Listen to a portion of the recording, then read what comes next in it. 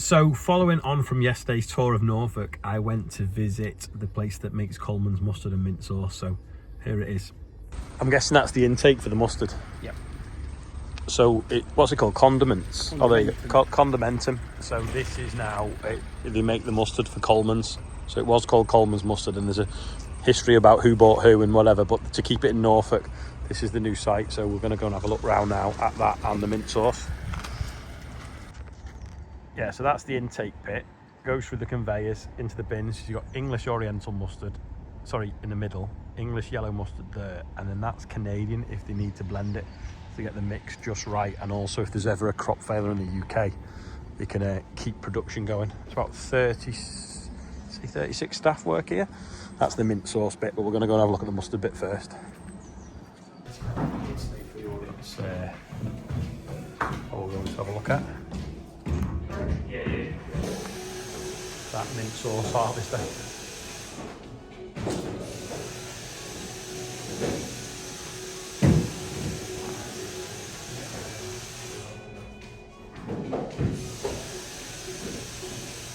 That must smell amazing.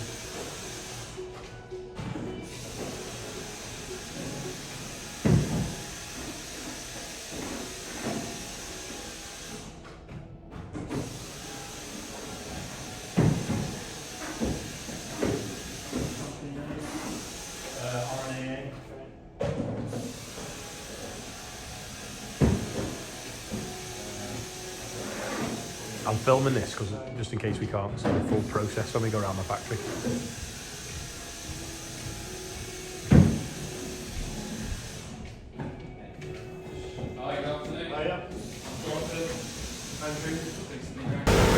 We're right up in the roof now, and you can see everything swirling round. These fans pull the air in and blow the mustard all the way through all the different processes. And little cyclones drop it out, and it'll drop down below to where the sieves were, then it'll drop down below to where the mills were, and it just keeps going up and down the building until they get it fine enough. See it blowing up the tube into the cyclone and dropping down there.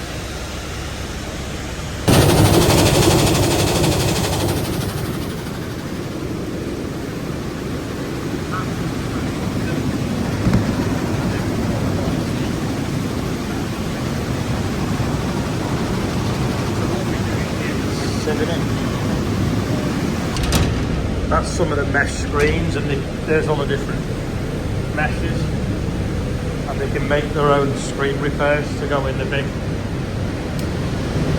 plastic trays that they sieve it, and it comes out the holes at the side.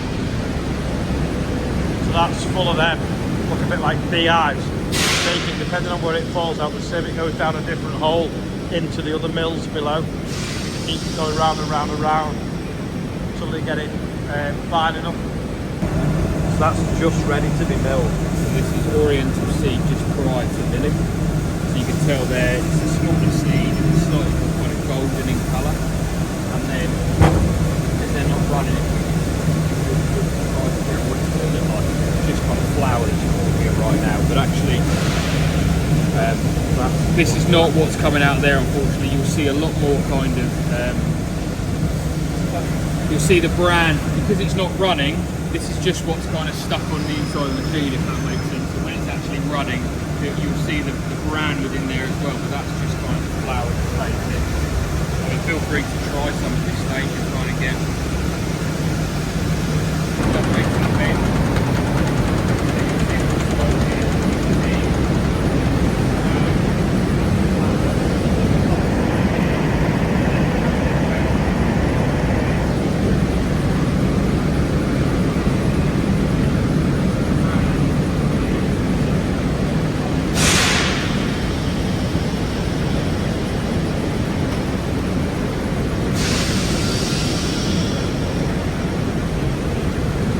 The bran out of it. Trying to see the difference. So that's got flour and bran, and then we've just separated out the bran. It's an optical sorter, so it drops in and blows the impurities out with air. Made in Manchester. Spaghetti junction.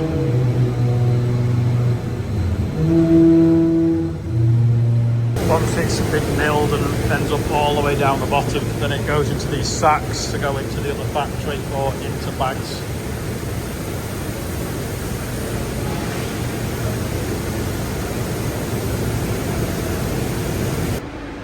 Tins come along here, down there, and then go on like a helter-skelter upside down and get cleaned out with air and then filled.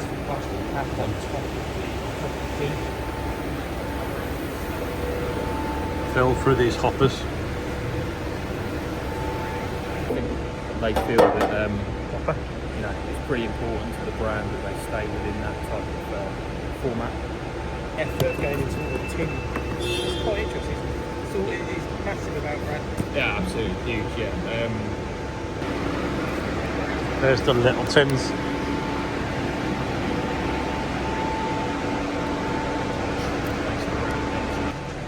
There's some ready for export to China.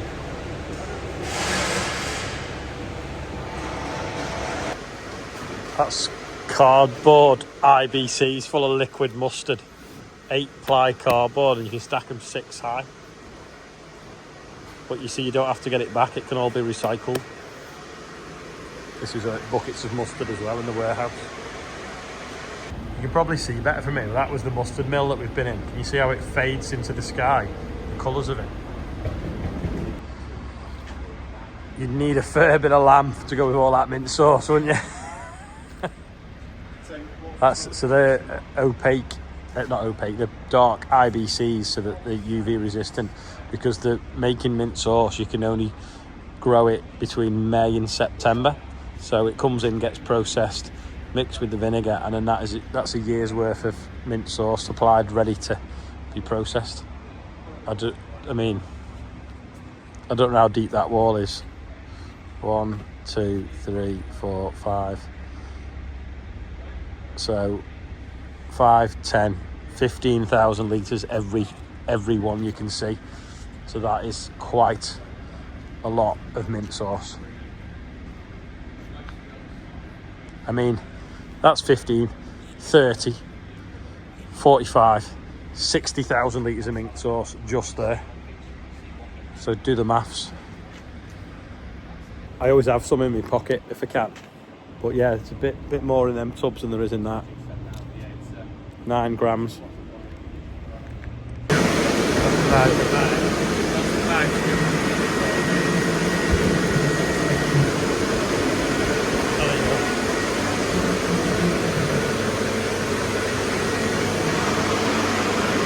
Thousand litres of mustard getting pumped into a cardboard IBC.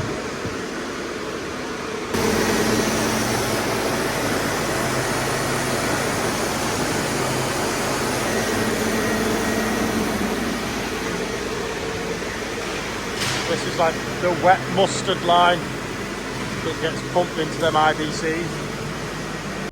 Big thanks to Condimentum, I think it's pronounced, for showing us round. Shame the mint sauce wasn't happening.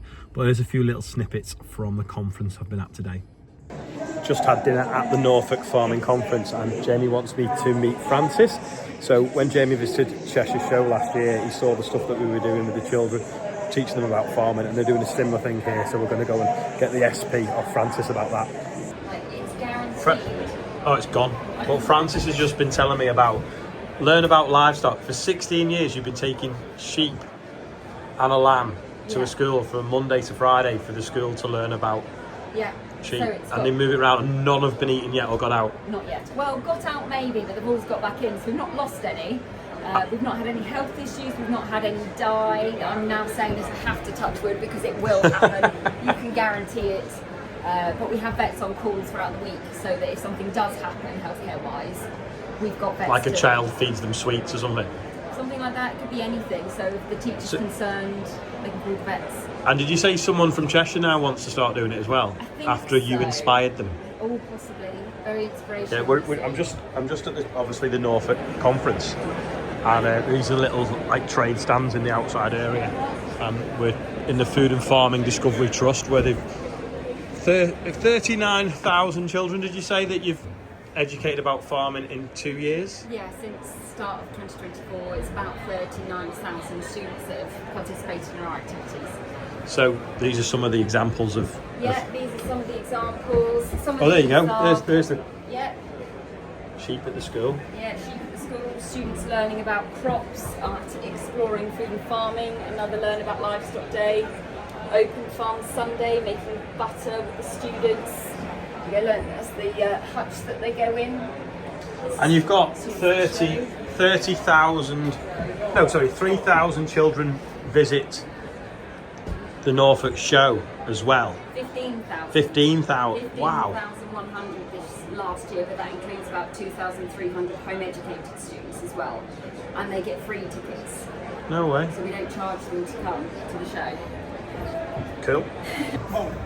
It's Will you go back to a JCB? well, would I get a JCB maybe? I'll just have a look at this. This is They do you a good enough deal. yeah. It's on about fast tracks. Yeah, just have a quick look at this. It doesn't look 300 horsepower. It's I suppose it's a big shed. It's a bit. I'm looking at the similarities though between this and the New Holland, the other side of the stage, because they're probably the same if you peel the cover off. Don't worry about getting Is this? Oh, this is a 340, so it's a bit bigger. In the Maserati blue.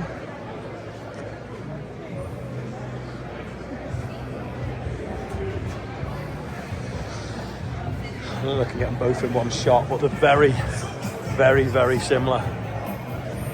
Started the year after I finished doing NFU has meant that I probably am slightly biased or over-indexed on optimism about the industry, because it has definitely transformed our business. Just a bit about it: we've got ground source heating one part of the field next door. We heat 4 sheds with biomass. We've got solar panels on 4 of the sheds. And I've got a wind turbine that's just gone up after 2 years of planning and all the hassle that's gone with it. What we have got is a business that's profitable. And boy, does it make farming more interesting when things are profitable and you're able to invest and do things. And people are...